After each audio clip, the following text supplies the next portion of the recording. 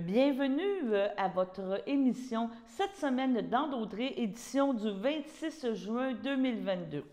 Comme vous pouvez le voir en arrière, c'était la fin de semaine de la fête nationale au Québec. Donc, lâche-toi au fou, on vous met des images de cette thématique qui a été proposée pour la fête nationale qui a eu lieu vendredi dernier. Maintenant, dans cette semaine, qu'est-ce que nous avons parlé? Qu'est-ce que nous avons pu discuter? Nous avons discuté avec Yves Perron qui nous parle de la gestion de l'offre, donc d'un projet de loi qui a été déposé pour obliger le Parlement à adopter des règles concernant la gestion de l'offre. M. Perron nous fait part que c'est un système qui fonctionne bien, qui assure des revenus stables aux producteurs ici locaux et qu'il faut protéger cette gestion de l'offre à regard avec tous les accords, on pourrait dire transpacifiques, Canada, États-Unis, Mexique, avec l'Europe, avec plusieurs, on pourrait dire, pays et assurer à nos producteurs ici un revenu stable. On a parlé aussi avec M. Perron de la crise, on pourrait dire, des passeports. Donc, l'émission des passeports, le fait que le gouvernement libéral, que le gouvernement Trudeau n'a pas été en mesure de prévoir et de planifier l'augmentation substantielle des émissions des passeports, donc vraiment une crise qui est pan-québécoise partout au Québec, des files d'attente très importantes pour avoir l'obtention de son passeport. Nous avons aussi rencontré, par la suite, on parle de Mme Manon Leblanc et Lisette Faulkner, donc le Réseau des familles élues de la Naudière a fait un lancement de livre très passionnant, très intéressant, donc l'histoire d'élus qui parle des expériences vécues dans la Naudière par les élus. On parle de femmes, donc c'est important, c'est une réalité. Chaque histoire est vraiment très personnelle, mais racontée dans un livre. Mme Faulkner a rencontré, fait des entrevues avec différentes élus de la Naudière et nous parle comment ils ont vécu leur passage au niveau municipal, provincial, on pourrait dire même canadien. Nous avons aussi rencontré Mme Sylvie Lacourcière, qui est la directrice générale de la DPJ pour la région de la Naudière. Elle est venue nous parler du rapport de la DPJ. Il y a eu un dévoilement national de ce rapport-là, mais on a parlé par la suite vraiment au niveau de la région de la Naudière, donc du CIUS de la Naudière. Quelle est la situation? Quelles sont les prochaines étapes? Qu'est-ce qui est à venir? Et encore là, de la situation on pourrait dire, des comportements, là, des signalements qui sont faits dans la Naudière et ça l'amène quoi comme information et ça l'amène quoi aussi comme intervention de la part de la DPJ. On rappelle que la DPJ aussi vit des problèmes au niveau de la rétention du personnel, de trouver des personnes pour pouvoir répondre justement à ces dénonciations. Donc, c'est vraiment une situation que doit vivre le CIUS de la Naudière et la DPJ pour répondre aux besoins des enfants de la région. Nous avons aussi notre porte-parole, on pourrait dire, nationale, Mme Odette Sarrazin, qui était venue nous parler aussi du marché Brandon. On sait que le marché Brandon a fait une relocalisation, vraiment vit un grand dynamisme à cause de la pandémie. Donc, les gens sont plus interpellés pour acheter des produits locaux. Donc, nous avons à vous présenter une entrevue avec Mme Odette Sarrazin sur ce sujet. En terminant, bien, on vous offre une capsule faite par Mme Jocelyne Aubry, qui est professeure de yoga. Je pense qu'avec les années de fou, la fin des classes, avec tout, on pourrait dire la fin d'un cycle, avec tout ce qui s'est passé depuis un an avec la pandémie, ça va faire du bien à tous de faire une petite séance de yoga, de respiration, de relaxation. Donc, c'est ça qu'on vous offre comme notre cadeau de la Saint-Jean-Baptiste, notre cadeau, on dit la fête nationale, notre cadeau de fin de session, de fin d'année à tous les professeurs, à tous les élèves, à tout le monde qui rentre dans la période des vacances.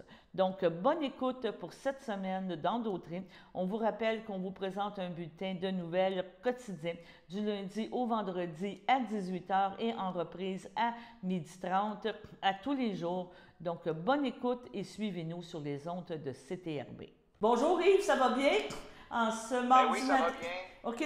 La semaine dernière, tu nous as envoyé un communiqué parlant encore de la gestion de l'offre. Tu peux-tu juste nous faire un résumé de ce qui se passe au Parlement là, par rapport à ça? Il y a un projet de loi, vous tentez au niveau du bloc de vraiment rassurer les agriculteurs, de vraiment mettre, comme tu disais, pour une fois pour toutes, régler ce problème-là. Là.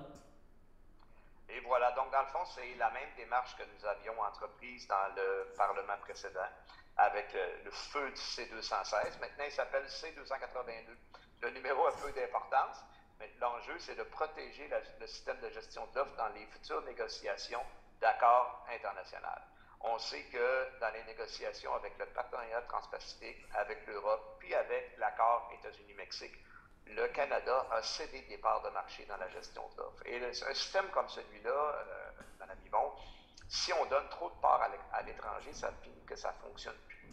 On se rappellera, en début de pandémie, il y avait eu un problème de surplus de lait, parce qu'au début, les gens avaient été très insécures, avaient acheté beaucoup de stocks.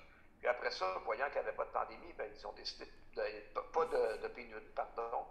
Ils ont décidé de passer les stocks qu'ils avaient achetés, fait qu'ils ont arrêté d'acheter, on a eu des surplus sur le marché. Les producteurs se sont rapidement ajustés, ont réussi à descendre la production. Mais dans des circonstances comme ça, si nos producteurs locaux décident de réduire la production, puis qu'ils rentrent 18% dans le marché de l'étranger, qui, eux, ne réduisent pas leur production, le système de gestion ne fonctionnera plus. C'est ça la base. Et là, on sait qu'il y a des négociations avec la Grande-Bretagne pour un nouvel accord commercial depuis le Brexit. Il y aura éventuellement des négociations avec le Mercosur, les marchés de l'Amérique du Sud, qui vont être très dangereux, entre autres pour notre marché du poulet. Là. Les conditions d'élevage ne sont pas du tout les mêmes là-bas. Et moi, ça ne me tente pas de me faire vendre des pâtés avec du poulet qui provient du Mexique là-dedans. Là. Donc, c'est important qu'on protège ça pour l'avenir. Dans le fond, notre projet de loi, ce qu'il va faire, c'est qu'il va retirer du mandat du commerce extérieur la gestion de l'offre. Et si un gouvernement veut redonner une partie de ça, il faudra qu'il revienne devant le Parlement et qu'il modifie cette loi-là. Donc, c'est une serrure supplémentaire pour protéger notre système qui fonctionne bien. Puis la dernière fois, on avait eu 250 votes en faveur en deuxième lecture. On avait passé le comité. On revenait devant le Parlement au moment où le gouvernement a déclenché l'élection. Et là, on doit recommencer le processus, mais on est très confiant de le faire adopter. OK. Question, juste pour mettre un peu en situation, je sais que vous avez des bons recherchistes au niveau du Bloc québécois, puis ils sont très actifs. Est-ce que ça a déjà été chiffré, la perte, en exemple, moi je vais dire l'ALENA, là, je sais qu'il y a un nouveau mot, là, mais on parle juste l'accord avec les États-Unis, le tripartite avec le Mexique. Ouais. Est-ce que ça a été chiffré, les pertes qu'ont subi les producteurs canadiens par rapport juste de cet accord-là? Là? C'est quelque chose qui est très difficile à chiffrer, Mme Yvon, parce que c'est sur du long terme. On le chiffre en pourcentage de part de marché et les négociations sont terminées avec les producteurs. D'ailleurs, les producteurs, à chaque fois que le gouvernement canadien donne une part de marché, il va venir promettre aux producteurs de leur redonner de l'argent pour compenser. Hein. Okay. Faites-vous-en pas, on va vous compenser. Puis là, ils font niaiser. Ça fait combien de temps qu'on a fait l'accord avec les États-Unis et le Mexique? Mais ils ne sont pas payés encore. Mais c'est ça, c'était la question. Dans le budget, puis ils ne l'ont pas mis. Puis là, on nous promet que ça va être dans la mise à jour à l'automne. Puis là, après ça, essaye d'avoir le montant de ça. Ah ben là, ils sont tenus par la confidentialité de la négociation. Et c'est toujours une espèce de jeu d'étirage de promesses à n'en plus finir du gouvernement libéral qui a pris la très mauvaise habitude de ne pas faire grand-chose, de rien livrer, puis de toujours promettre. Mais comme ça, ils peuvent faire 2-3 élections, c'est la même affaire. On n'a qu'à penser au train à grande vitesse là, qui est supposé passer à Trois-Rivières. Ça fait 3 élections qu'ils font là-dessus. Puis là, ils ont mis quelques millions pour faire des études de projet. Puis moi, j'ai bien l'impression que ça n'arrivera pas encore. C'est un peu le même principe. Donc, c'est des milliers, des milliards de dollars à long terme. Et ce qui est plate, quand on donne des parts de marché comme ça, même si on donne un gros montant d'argent à nos producteurs, là, ce montant d'argent-là, il faut qu'ils l'investissent dans leur entreprise pour être capable de résister à la concurrence déloyale qui va rentrer dans eux. Puis de deux, c'est que dans 25 ans, ces parts de marché-là sont pas encore perdues. C'est toute la portion de croissance de marché qu'on enlève à notre monde. Tu sais, à un moment donné, là, notre modèle, il est bon. Puis moi, j'ai déjà commencé à faire ça d'ailleurs. Là. À la place de donner des morceaux à l'étranger, il faudrait expliquer comment il fonctionne, essayer de le mettre ailleurs. Entre autres, dans les pays d'Afrique, où les producteurs n'ont pas de pouvoir de négociation quand ils vendent leur production, ben, un système de gestion de ça pourrait être bien intéressant. Ça. Donc, ça va être un dossier à suivre. Je sais que vous êtes occupé, on en reparlera quand la session va se terminer. Je pense qu'il est important, parce qu'on est à l'approche des vacances, c'est les fameux passeports-là. Vous êtes au cœur de l'action. Qu'est-ce que nous dit le gouvernement par rapport à ça? Il ne pouvait pas le prévoir. On sait très bien que le 10 ans de passeport s'en vient. Là. Moi, je suis dans le lot qui va se retrouver l'an prochain à devoir renouveler après 10 ans. Est-ce qu'on sent une volonté du gouvernement? Comment vous, je ne vais pas dire subissez ça, mais comment vous vivez ça à Ottawa?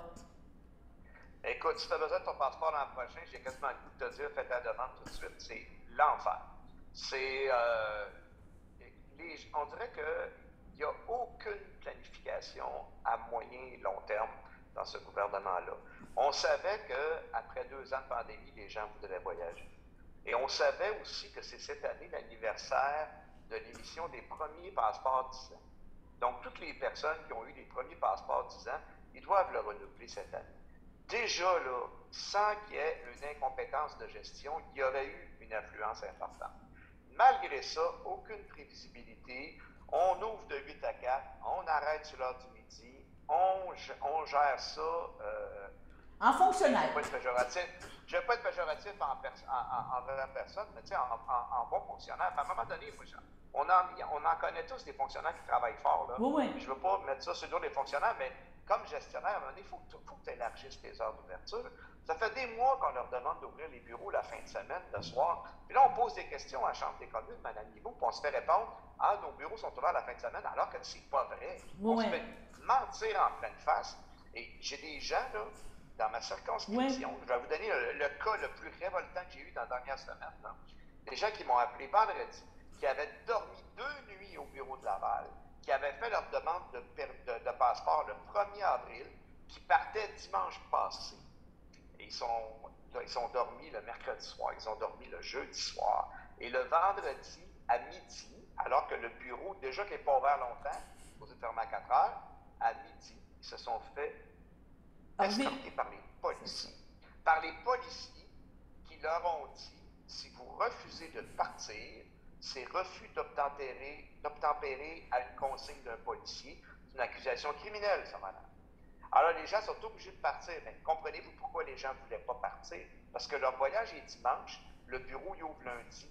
Un voyage de 3 semaines en Europe, scrap. Oui, puis c'est légitime. La vraie vie, c'est ça. Oui, mais moi, je pense que le gouvernement fédéral va falloir qu'il paye pour ça.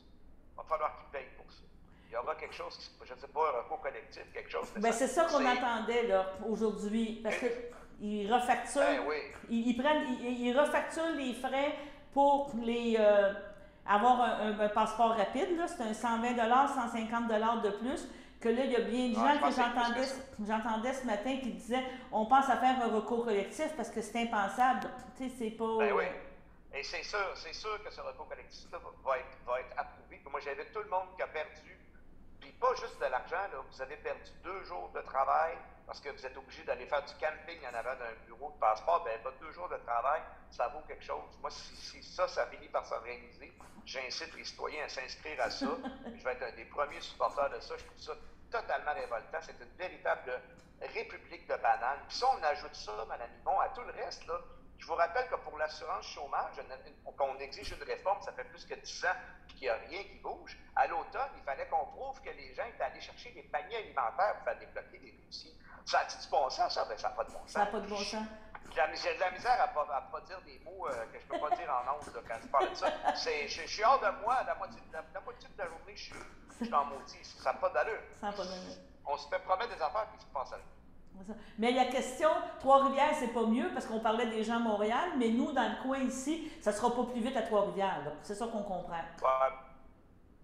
Si j'avais à choisir, peut-être que j'irais à Trois-Rivières, je vous dirais, mais c'est un peu partout. Il y a même des gens qui se sont déplacés jusqu'à Chicoutimi. Oui, j'ai entendu ça, moi aussi. Parce que c'était plus rapide à Chicoutimi. Ouais. Quand tu es rendu que c'était 6 heures de route pour ne pas faire 2 jours de camping, là, Il y a un problème. Oui, oui, c'est ça. On est un pays du G7. On est un pays du G7. Pourquoi les gens disent que le Canada est un grand pays? Je pense qu'on serait capable de gérer mieux que ça au Québec. Donc, autrement dit, une fin de session mouvementée. À date, vous finissez encore vendredi. À date, on se parle mardi. On ne sait pas d'ici à vendredi. Puis on va jusqu'au 23, donc c'est jeudi soir. C'est jeudi soir. Possible qu'ils nous gardent ici jeudi soir tard, ce qui va nous faire manquer tous nos événements de fête nationale au Québec. Encore une fois, ça démontre, je pense, un grave manque de respect envers le peuple québécois. On empêche les élus d'aller célébrer avec les citoyens. Puis au-delà de ça, là, voyez-vous, je suis en train de vous parler parce qu'il y a une cloche d'une demi-heure qui sonne pour voter sur un bâillon, sur un projet de loi C-21 qui change à peu près rien sur les armes à feu illégales qui se déroulent, qui se passent à Montréal, les fusillades qu'on a pratiquement chaque jour. Et on est arrêté de débattre, de ne pas débattre. Parce que là, on vient de passer une demi-heure à dire qu'il devrait-il avoir un bâillon, il ne devrait-il pas en avoir, à place de travailler sérieusement. C'est un peu, honnêtement, là, c'est une drôle de fin de session. Une fin de session frustrante, on pourrait dire. Voilà. C'est ça. Que les bourreaux, vous viendrez les dire en studio, on fera des bips, puis on vous reparlera au retour au Québec la semaine prochaine pour faire un bilan de tout parler de la session. On en a parlé souvent, mais sûrement faire un petit résumé de ce qui se passe, puis à quoi il faut s'attendre pour le mois de septembre. On se reparlera. Ça sera avec un grand plaisir. Merci, bye-bye. Je suis en compagnie de Manon Leblanc. Bonjour Manon. Et je peux me permettre aussi Lise Faulkner. Bonjour Lise, on se connaît parce que tu es beaucoup impliquée dans plein de choses. Il y a eu un lancement vendredi dernier du livre Histoire des élus, c'est bien ça, je vais juste dire le bon titre. C'est d'où est venue cette idée-là de faire un livre comme ça? Bien, en fait, je vais y aller. C'est un projet très personnel que j'avais à la base d'écrire sur des femmes qui m'ont inspirée, qui m'ont impressionnée durant mon propre parcours politique.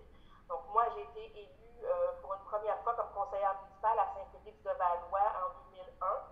À partir de là, j'ai rencontré plusieurs femmes, d'abord dans la MRC de Matawini, mais par la suite, au fur et à mesure de mon parcours, dans d'autres endroits.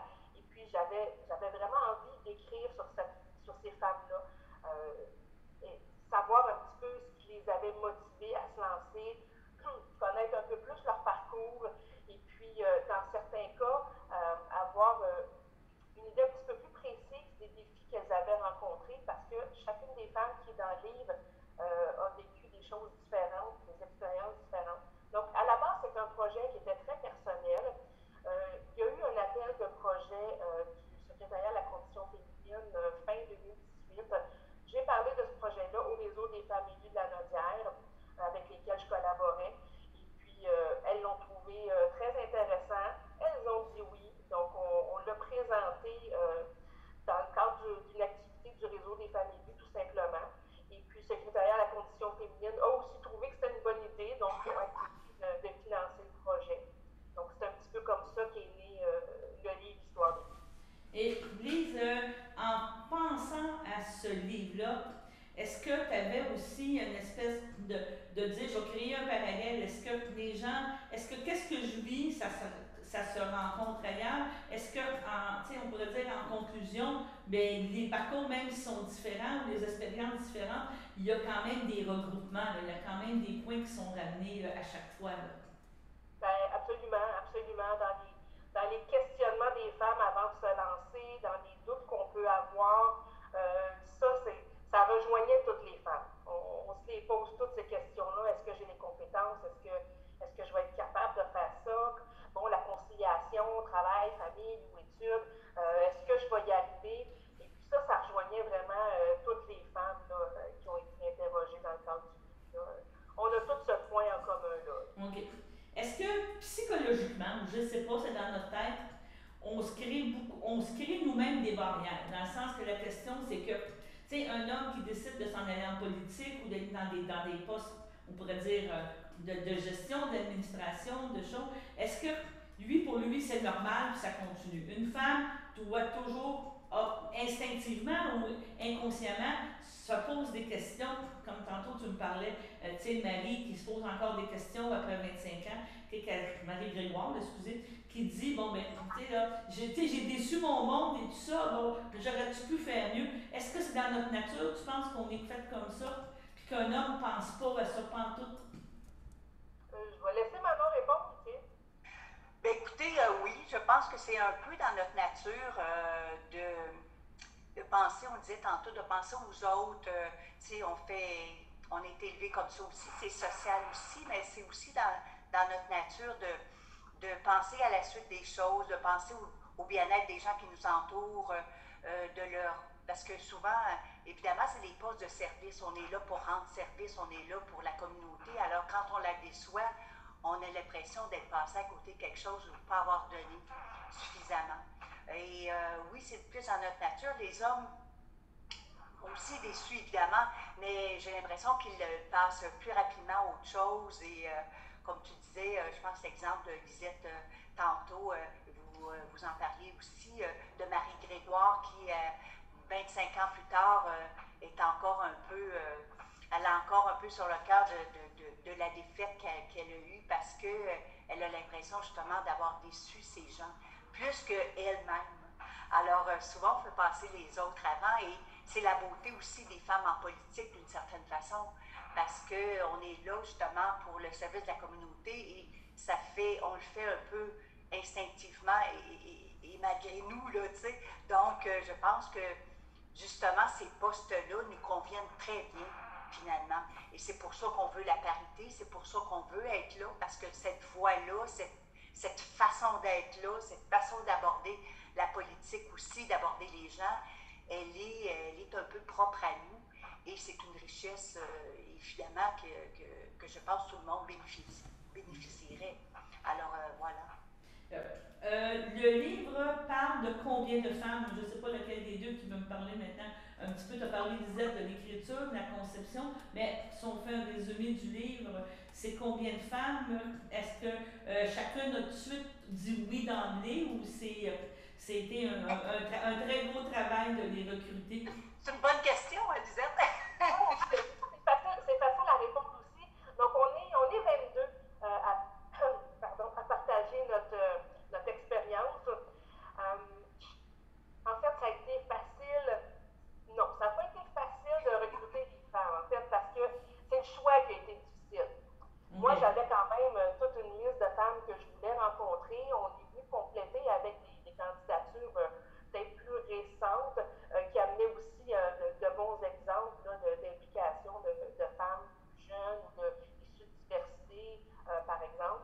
Donc, ça a été quand même facile le recrutement parce que chaque femme à qui je l'ai demandé a tout de suite dit oui.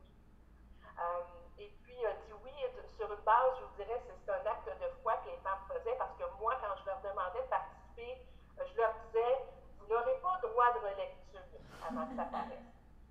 Donc, les femmes vraiment se lançaient dans le vide et me faisaient confiance. Puis mon objectif à moi, bien évidemment, c'est de les faire briller, hein, c'est de partager des fois des histoires un petit peu plus difficiles, mais d'amener le tout vers le positif aussi de l'expérience. Donc, les femmes ont toutes embarqué là-dedans. Là, elles se sont lancées dans le vide. Puis pour moi, c'est un beau cadeau aussi parce que c'est fun d'écrire le livre, mais chacune des rencontres a été d'une richesse incroyable, là, vraiment un très très beau cadeau pour moi qu'elles m'ont fait en même temps. Oui, en fait, c'est une grande marque de confiance qui faisait à Lisette.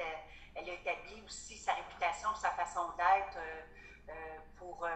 je pense pas que toutes les femmes qui auraient approché justement ces autres femmes auraient pu avoir ça. Je pense que c'est dans la personnalité et la confiance qu'ils accordaient à Lisette que ça s'est fait. Je pense que certaines femmes auraient eu plus de réticence avec d'autres personnes, justement parce que cette approche-là, cette personnalité-là a fait en sorte que c'était, comme tu dis, plus facile parce que c'était toi. En fait, tu sais, c'est quand même sensible. Oui.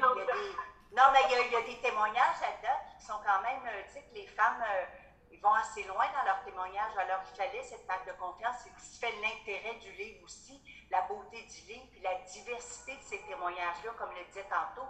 Vous le disiez tantôt, il y a un point commun, mais il y a une diversité d'expériences. On lit ça, j'ai un collègue qui a commencé à lire, un collègue masculin qui a commencé à lire, puis il me disait, c'est bien parce que justement, chaque expérience est différente, nous amène ailleurs, nous fait voir des difficultés qui sont, je pense que Lisette avait pris soin aussi de prendre, tu disais tantôt que c'est un peu difficile des fois de choisir les femmes parce qu'il y en a beaucoup, mais il y en a qui ont des expériences des fois qui sont un peu connexes. Alors, elle voulait vraiment donner un éventail vaste des difficultés, des approches et tout. Et c'est pour ça qu'elle a choisi aussi ces femmes-là. C'est pour ça que ça a été difficile, mais c'est ça qui fait vraiment la richesse parce que c'est sûr que chaque vie est différente, chaque expérience, mais là, on voit qu'il y a une diversité vraiment. Là, je pense qu'une femme qui veut s'en sortir politique ou tout simplement dans un autre poste important aussi, lire ça, c'est riche et c'est réconfortant, comme tu disais, parce que Lisette apporte aussi le côté positif avec ces témoignages-là. Ça finit toujours par quelque chose de bien, qui grandit, ces femmes-là, qui les ont grandis aussi. Mais en même temps, on voit, si on a une difficulté, ces femmes-là nous donnent confiance. Je vous dis, regardez, il y en a d'autres qui l'ont vécu, qui ont vécu cette expérience-là qui est parfois, comme tu disais tantôt, Lisette, extrêmement difficile. J'ai lu des choses vraiment, là, je ne sais pas si j'aurais été capable de passer au travers moi-même. Alors, ça décourage pas, il ne faut pas dire ça, hein, au contraire, ça encourage, mais ça nous donne la coupe des franges. Tu sais, on sait dans quoi on s'embarque, on sait ce qui peut se passer. Je pense que c'est vraiment extrêmement important en ce moment et pour toujours, je pense que ça vient à point aussi. Je pense que c'est un livre qui va circuler beaucoup au Québec. Oui, mais c'est ça. À cause de ça, parce que c'est des femmes d'ici. On s'entend que c'est des expériences qui sont communes à l'ensemble des femmes et au Québec et peut-être ailleurs aussi, évidemment. Donc, bravo à toi. Moi, je suis tellement contente de cette expérience. Moi, je l'ai vécue avec Lisette aussi. J'ai passé quelques minutes avec elle, puis bon, Lisette, c'est une amie, mais je pense que c'est l'amie de toutes ces femmes-là aussi. Fait que c'était fait dans la convivialité aussi et un grand respect et c'est pour ça que ça donne ce que ça donne aussi. Donc, quelque chose de profond, de simple en même temps, mais qui va droit au but, qui est positif, mais qui dit les vraies choses. Oui, c'est ça. Donc, pour le réseau des femmes élues, ça va faire des beaux sujets de conférences pour toute la prochaine saison. Vous allez avoir plein de conférencières invités. Le livre, maintenant, est disponible en librairie partout. Quand tantôt, tu me parlais du Québec, donc il est disponible partout au Québec.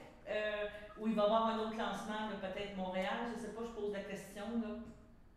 Non, en fait, nous, on a fait le lancement, oui. On l'envoie sur commande aussi. Je rappelle que le livre est gratuit. C'est financé par le secrétariat à la condition féminine. Alors, on le distribue gratuitement. Présentement, il est distribué justement à nos membres, à nos non-membres. Il va être distribué dans les bibliothèques dans la grande région de la Naudière, aussi dans les organismes aussi communautaires. Il va être aussi dans les villes. Alors, on devrait le faire quand il y aura des élections. En fait, la députation devrait le recevoir aussi. On va attendre que les élections passent. Donc, envoyer à la députation aussi au Québec, aux organismes. Donc, on est en train de faire une liste de ça, mais il ne sera pas en vente dans les librairies en tant que tel. C'est éventuellement. Pour l'instant, la distribution, oui. Ça, mais éventuellement, est-ce qu'on peut penser, premièrement, d'avoir un tome 2, Lisette, ça t'interpelle, et deuxièmement, est-ce qu'on peut justement peut-être éventuellement avoir une distribution, on pourrait dire, pan-québécoise, que ça soit vraiment présenté à toute la population? Est-ce que c'est des choses que vous penseriez faire ou vous voulez vraiment le garder, je ne dirais pas privé, mais à distribution restreinte?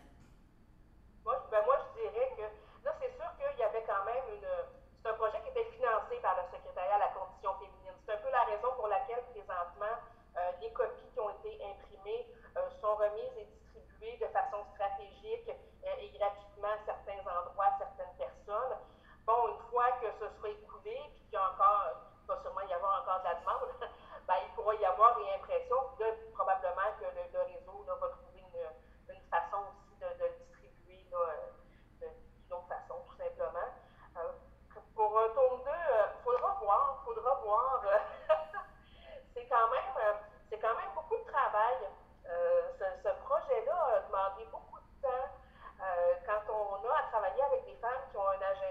chargé, ben, de voir, juste de planifier les rencontres, de planifier les shootings photos.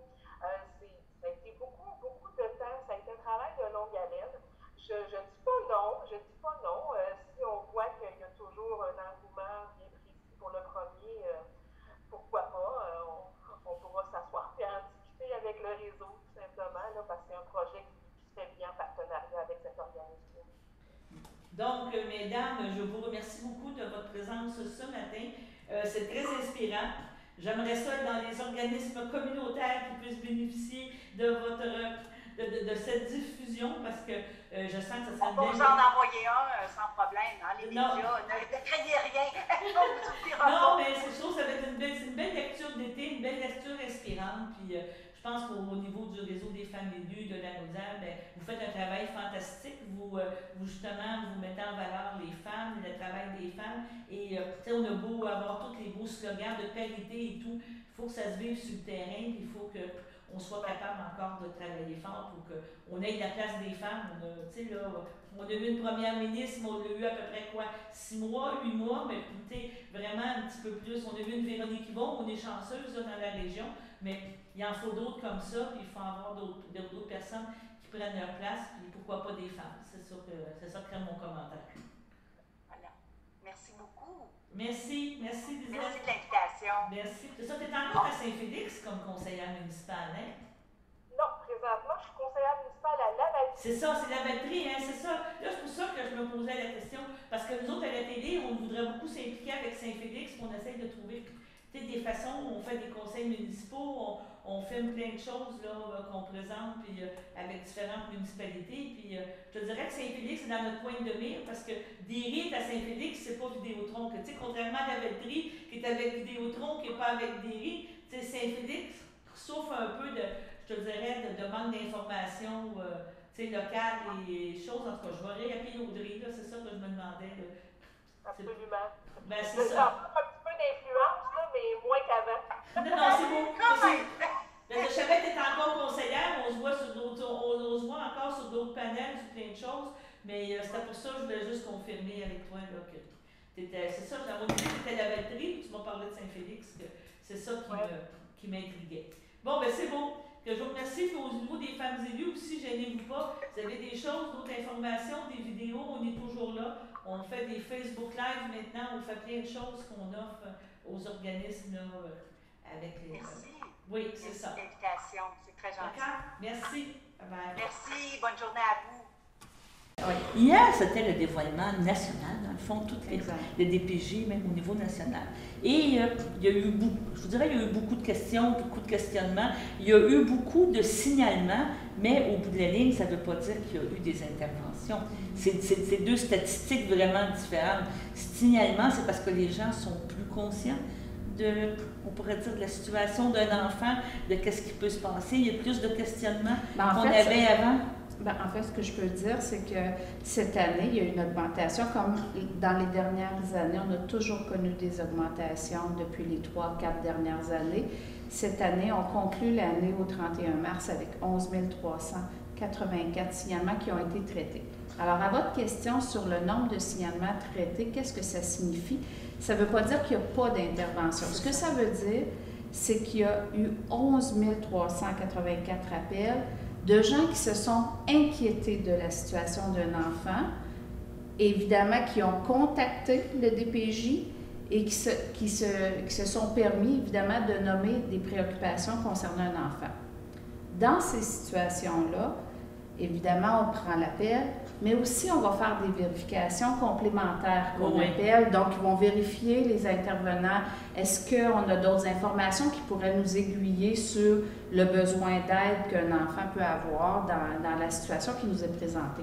Donc, même ces 11 384 situations-là, on fait l'objet quand même de certaines interventions, d'investigation et dans certains cas, d'accompagnement aussi. Par la suite, quand on détermine qu'il faut aller plus loin, parce que cet enfant-là a un besoin particulier, on va en retenir pour évaluation plus complète. Donc, ce n'est pas une évaluation ou une investigation sommaire, mais là, c'est une évaluation complète faite par un professionnel du CIS de la Chaudière qui travaille pour la DPJ. Et de ça, bien évidemment, on en a eu 3579 qui ont fait l'objet d'une évaluation complète. Ouais. Est-ce qu'on peut dire que, parce que je sais qu'il y a eu beaucoup de campagnes, on pourrait dire, d'information, tout ça, est-ce que les gens maintenant sont plus à l'affût? Bien, ça fait partie d'une des hypothèses parce qu'évidemment, avec le nombre grandissant de signalements, ça nous laisse évidemment présager qu'il y a énormément de gens qui se préoccupent et qui sont conscientisés. Vous savez, à tort ou à raison, la DPJ est connue. Oui. Hein? Alors, on en parle beaucoup dans les médias, on en parle à la télévision pour des bonnes raisons. Puis des fois, bien évidemment, des choses, des drames qu'on ne voudrait donc pas vivre, mais malheureusement, qui sont arrivés. Donc, ils ont fait connaître beaucoup la DPJ. Alors, le premier réflexe de certaines personnes, c'est d'appeler le DPJ. Alors, on est bien connus, mais ça permet que ces enfants-là ne sont pas laissés à eux-mêmes. Il y a quelqu'un qui s'alerte et qui alerte le DPJ. Donc, il y a ça comme motif de hausse de signalement, mais c'est aussi multifactoriel. Il faut se dire que la hausse des signalements fait aussi écho au fait qu'on a eu des jeunes dans les 2 dernières années avec la pandémie qui ont connu d'importants stress, d'importants changements dans leur vie, hein, dans leur réseau social, pas de professeurs parce qu'ils sont plus à la maison. Il y a eu moins de professionnels qui ont été dans les milieux pour soutenir ces enfants-là durant, évidemment, les confinements. Et là, bien, ça a fait en sorte qu'on a connu des enfants qui ont vécu énormément de détresse, des adolescents beaucoup, donc pour lesquels on est inquiet puis qui ont donné lieu à ces situations-là, des signalements. Mais on pourrait dire, je pense qu'au bout de la ligne, il y a des belles histoires aussi. Votre implication. Je ne serais pas là. Non, je ne pourrais pas rester là si je ne vivais c'est ça pas que de je veux belles dire. histoires. Tu sais, je veux dire, de vivre des belles histoires, vous avez de dire on est porteur, on accompagne, on réussit.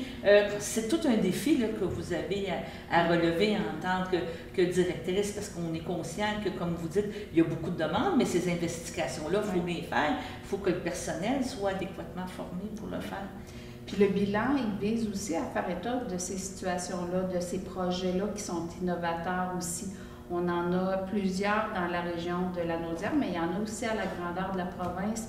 Et ces programmes-là, ces projets innovateurs-là visent justement à combler en fait des besoins pour ces jeunes-là. Et bien, des belles histoires, on en a assurément.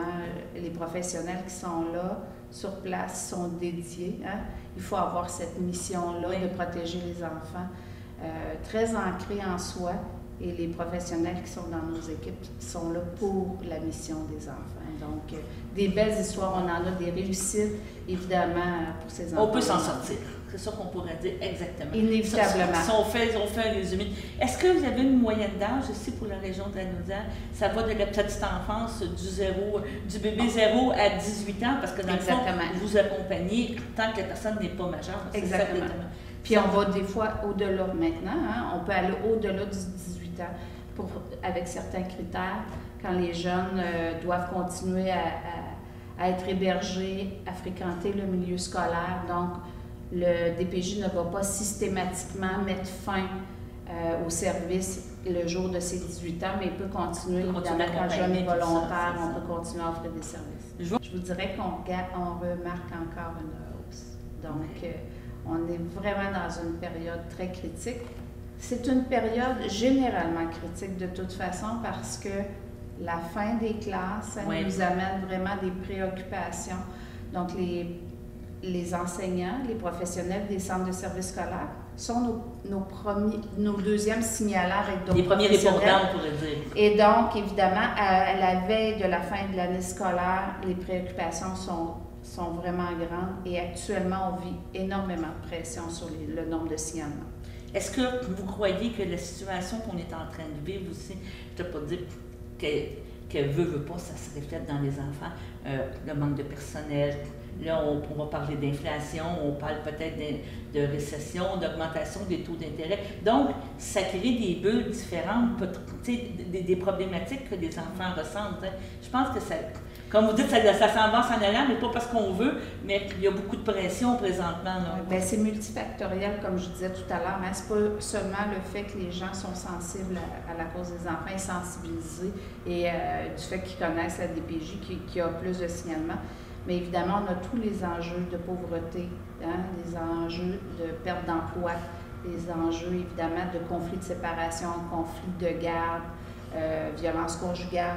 Évidemment, on est très préoccupé de ces situations-là. Alors, c'est l'abus physique. On a vraiment des problématiques qui nous préoccupent.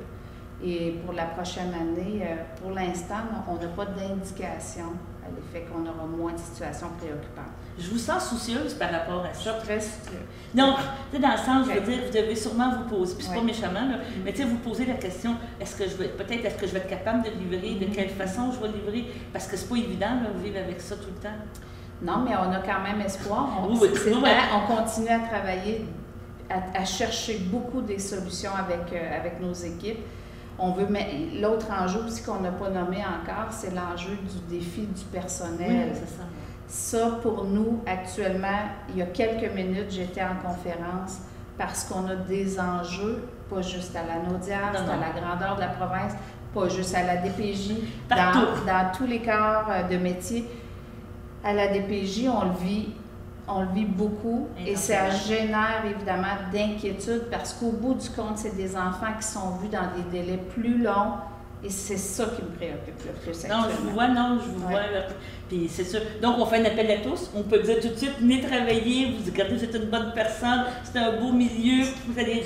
Moi, je vous dirais que la mission, quand les intervenants arrivent à la DPJ, je sais qu'il y a beaucoup de gens qui restent et qui sont heureux de développer ces liens-là avec des professionnels qui ont la même mission à cœur, mais aussi de développer un lien avec des enfants vulnérables, puis de créer, d'aller vers des petites victoires pour ces enfants-là.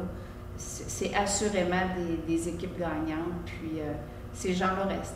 C'est ça. Ouais. Donc, on pourrait dire encore que vous avez l'enfant au cœur de tout. Comme notre ministre Canan qui nous dit, donc l'enfant est au cœur des décisions, l'enfant est là. Vous êtes motivé, comme je vous vois, vous êtes motivé pour continuer. Oui, il faut absolument. Il faut être là pour ces petits-là. Hein, dans la Naudière, on a plus de 107 000 enfants de 0-17 ans. Ce ne sont pas tous des enfants vulnérables, mais ceux qui sont vulnérables, il faut s'en occuper. D'accord. Premièrement, si on parle de M. Brandon, vous avez vécu une explosion, comment on dit, phénoménale. Est-ce que ça se poursuit encore? La COVID, oui, différemment, mais oui. La COVID, oui, a été vraiment, nous autres, comme une bouée de sauvetage, si on peut dire. En tout cas, les étoiles se sont bien alignées. Oui, mais je comprends. Les étoiles sont bien alignées. Parce qu'avec la COVID, oui, on a eu... premièrement, on était déjà un marché en ligne. Hein. Donc, puis... Quand est arrivé cet épisode-là de pandémie, on disait aux gens d'acheter par Internet, puis nous, notre plateforme était déjà là et très, très fonctionnelle. Les gens ne la connaissaient pas, mais ils l'ont découverte, puis ils l'ont beaucoup appréciée. Donc oui, en 2020 et 2021, ça a été des années... beaucoup meilleures que les années passées. Là, mais est-ce que là, ça leur tombé? Parce que, tu sais, on parlait un petit peu, tu sais, ils disaient, les boîtes de préparation, des choses comme ça, il y a vraiment une baisse parce que là, les gens disent, on retourne dans un univers normal. Est-ce que vous sentez ça, vous aussi, un petit peu? Bien là, présentement, c'est qu'on a déménagé. C'est nous, en 2000, on vient de déménager, là, on a 2 mois, on est encore en rodage, en expérimentation du local où est-ce que nous sommes. Ça, c'est toute la différence. On a aussi un employé qui nous a été offert par le MAPAC suite à une subvention. Donc, on a un coordonnateur. Comme quand je dis que les étoiles se sont bien alignées. Un déménagement. Oui, parce que c'est ça. L'année passée, quand on a parlé de déménagement, s'il n'y avait pas d'employés, il fallait un déménagement juste avec des bénévoles. Non, vous en sortirez pas. On n'y arrivait pas. Là, on mettait la clé dans la porte. Là, c'est inhumain, c'est inhumain, puis on ne peut pas toujours solliciter des bénévoles puis des bénévoles. Donc, ayant un coordonnateur, ayant le propriétaire parce qu'on a eu une offre aussi de la coop de solidarité, là, de Masquinongé, dont un des propriétaires de l'immeuble est Guillaume Denomé, qui était un des membres fondateurs du marché Brandon. Donc, il connaissait très, très bien notre situation. Et étant aussi un membre fondateur de la coop, lui, il porte deux chapeaux, notre Guillaume. Fait que, il nous a fait une offre qui était difficile à refuser. Oui, c'est ça, je comprends. Fait que donc, pour nous faciliter la vie, puis voir, parce que moi, je suis pas une femme d'entreprise dans ma vie. Fait que je suis toujours inquiète, je gère un peu comme je gère ma poche. Oui, je comprends. Je disais, prudence on s'engage pas, si on est pour, je veux dire, si on est pour fermer en 2021, puis qu'on s'embarque dans quelque chose qu'on va fermer dans 6 mois plus tard. C'est juste étiré, c'est pas intéressant. C'est pas intéressant. Mais là, les conditions font en sorte que, en tout cas, que les conditions de base sont assez viables. On va pouvoir en parler en 2023. Moi, je comprends. Mais en 2022, puis là, ce qu'on remarque, les commandes en ligne sont stables. On maintient toujours environ 35 à 40 commandes en ligne par semaine. Mais c'est la vente en boutique qui a augmenté de façon phénoménale. Qui a repris, vous avez un bel endroit avec une synergie. Ben c'est ça, l'endroit qui est vraiment différent. C'est le jour et la nuit à la municipalité. On les remercie beaucoup parce qu'ils nous ont offert cette place-là gracieusement pendant 12 ans. On n'a plus que les remercier parce que ça nous a permis d'être là encore aujourd'hui. Mais il fallait évaluer, il fallait. C'était dans un sous-sol. C'était qu'il fallait sortir le matériel soir et matin à chaque fois qu'on était là. Tandis que là, on arrive, on est dans le magasin. On n'a pas besoin de rentrer et sortir. L'aménagement est fait par des bénévoles aussi présentement. La variété de produits maintenant que vous offrez. Là. Mais c'est ça qui était. On en avait un peu plus, oui. Donc, moi, j'en offrais un peu plus. Mais quand on est rentré là au mois de mars, on avait la même quantité de produits qu'on avait dans notre place, mais on ne la voyait pas. C'est ça, je comprends. Parce que là, c'est étalé, c'est bien présenté. Puis avec un coordonnateur, vous avez quelqu'un de confiance que vous savez qu'il y a une personne au moins. Tu peux aller aider, tu peux aller faire le bénévolat, tu peux aller faire des choses, mais tu as une stabilité de dire qu'il va être là pour... Puis le coordonnateur, c'est ça, a fait toutes les démarches pour les subventions. Fait que là, on est en attente d'une réponse du PAC rural, parce qu'on a fait une demande au PAC rural pour avoir un autre frigo, là, parce qu'il y a un autre congélateur, encore plus de matériel. Et ça, c'est tout lui qui fait ça. Il aussi s'occupe des communications. Le marché Brandon continue de se spécialiser dans le commerce agroalimentaire puis de la mise en marché de proximité. Parce que le marché Brandon se veut un facilitateur et un simplificateur de l'achat local. Est-ce que maintenant les producteurs vont vous voir en disant on veut? On est des listes d'attente, là. Parce que ça, on n'est pas le super. C'est pas les GA, là. Là, on n'est pas les GA puis les super grandes surfaces qu'on a ici dans la Naudière. Fait que donc, c'est ça. Il y a un comité qui travaille justement pour voir comment on peut accueillir le plus de monde possible.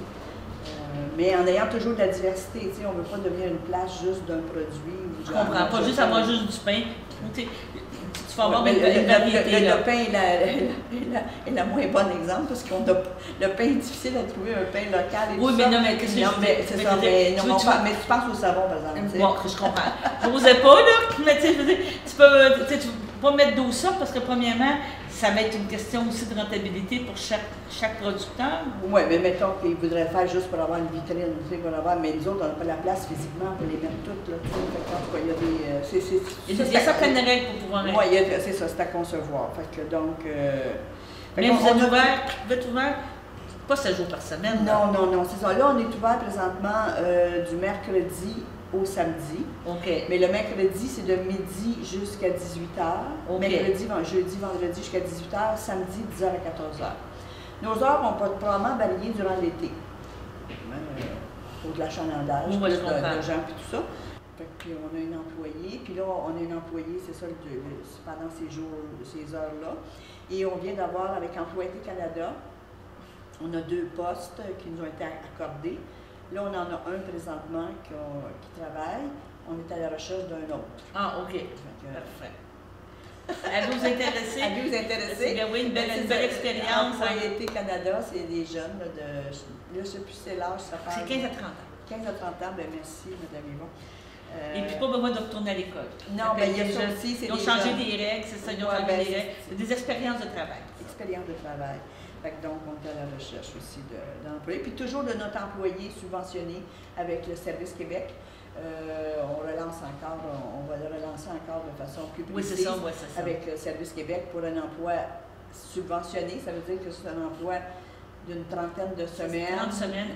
Une expérience de travail, encore réinsertion en milieu de travail. C'est ça. Fait que donc, on est capable, on utilise beaucoup ces services-là aussi, nous, on n'a pas le choix. Bien, c'est ça. Puis c'est intéressant parce que les gens qui viennent avec nous, bien, on les voit évoluer. Puis la majorité réussissent. En tout cas, parce que nous, chez nous, c'est comme je dis, c'est des multifonctions. Fait que la personne peut toucher à beaucoup d'aspects du travail et de voir ce qu'elle préfère dans ce travail. C'est ça. Puis ensuite, dans le CV, avoir travaillé au marché Brandon, c'est une belle expérience. Tu sais que la personne était polyvalente, qu'elle avait d'expérience. C'est ça.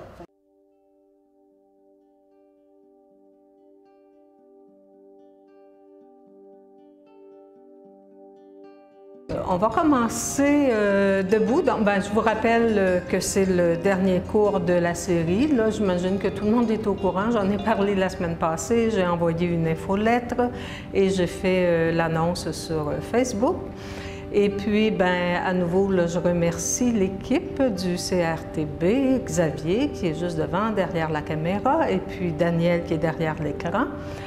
Et voilà. Fait que, on va commencer le cours aujourd'hui debout. Fait que vous pouvez vous lever.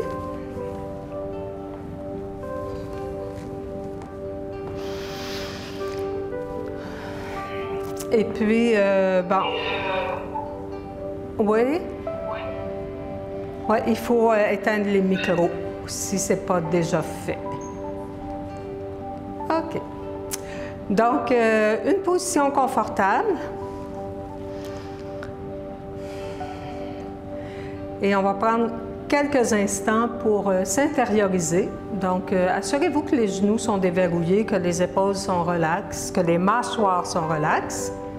Vous pouvez garder les yeux ouverts ou fermer les yeux. Et on va prendre quelques respirations lentes, conscientes.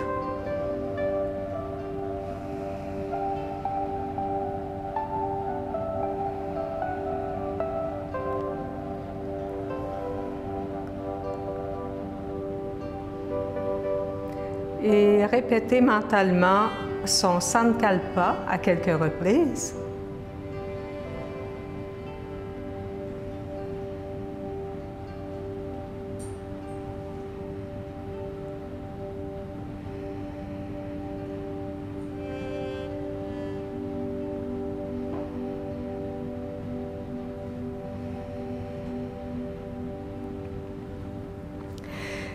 Et on va y aller tout de suite avec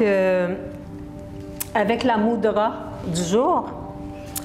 Donc, je vais prendre mon livre là, pour ne pas vous donner les bonnes instructions puis pour ne pas vous donner les explications qui fitent avec une autre mudra.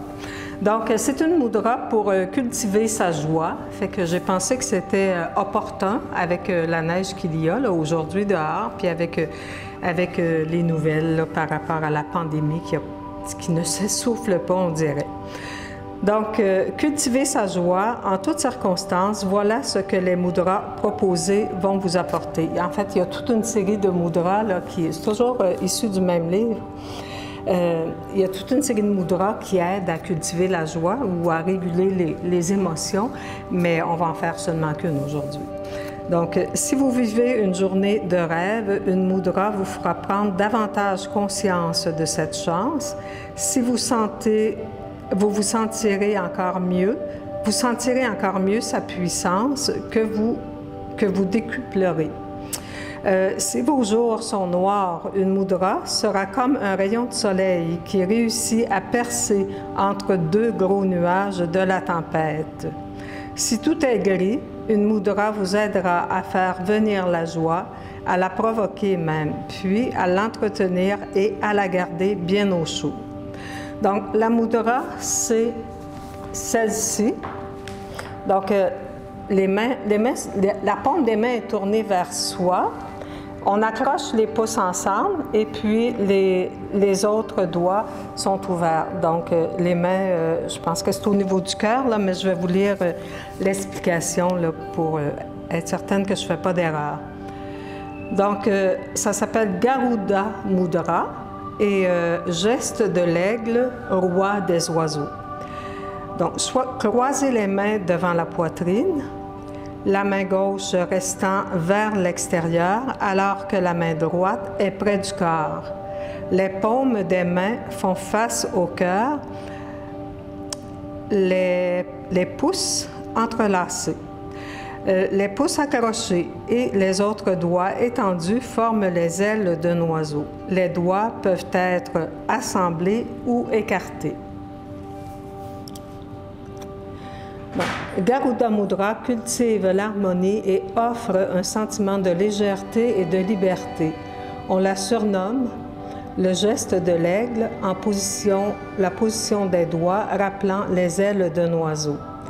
En faisant un balayage devant l'abdomen, le nombril, l'estomac et la gorge, un alignement subtil se fait en douceur et cultive l'harmonie en offrant un sentiment de légèreté et de liberté. Les pouces activent de manière puissante l'élément feu, purifiant ainsi les organes internes, et quand les mains s'ouvrent comme des ailes, ceci active la circulation du prana, l'énergie vitale, dans tout le corps. On peut ajouter un exercice de visualisation. Donc, visualisez une cage à oiseau plutôt, grande et belle, avec un magnifique oiseau à l'intérieur sur une terrasse au dernier étage d'un immeuble en ville, près d'un grand parc. Vous ouvrez la porte de la cage, l'oiseau s'envole, il virevolte dans tous les sens, ivre de bonheur. Vous le regardez, vous souriez et il revient se poser non loin de vous avant de repartir voler, voler, voler. Le spectacle vous remplit de joie tout autant que d'être à l'origine de cette libération.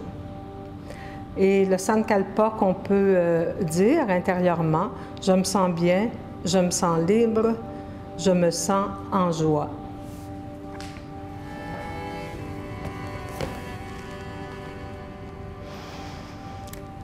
C'est bien, vous pouvez ramener les bras le long du corps. Je vous rappelle que les mudras, on peut les faire, je trouve que c'est une belle petite routine pour démarrer sa journée. Fait que si vous avez le goût de les faire pendant toute la semaine qui suit le cours, hein, ça prend 5-10 minutes, pas plus. Fait que c'est une belle façon de démarrer sa journée. Et on va poursuivre avec cette semaine un do-in. Fait que écartez un peu les pieds. Amenez les mains ensemble et on frotte vigoureusement les mains ensemble l'une contre l'autre pour amener de la chaleur. Donc un do-in, c'est un automassage qui permet d'activer la circulation d'énergie dans le corps. On place le bout des doigts, donc les doigts sont écartés, le majeur, l'index et l'annulaire sont un peu écartés. On les place en haut du front et puis on fait des petites rotations avec les doigts pour faire bouger la peau. Donc on part du sommet du front puis on descend lentement. Assurez-vous que les genoux sont déverrouillés, les mâchoires relaxent. Donc, on continue à descendre sur les joues.